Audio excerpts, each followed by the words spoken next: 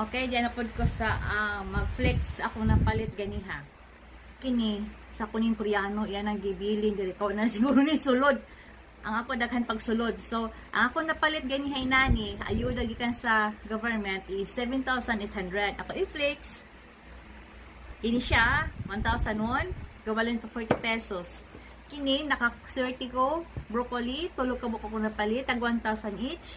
So, 40 pesos each pesos in Philippines.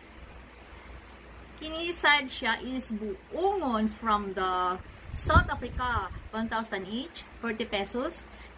Kini siya ay mushroom or ohong. Dahani siya kasupot, 1,000 each. So, for 2,000 ang duha ay equivalent to 80 pesos sa Philippine peso. The last is this one, ampalaya. Fresh from farm. Naka-harvest ko.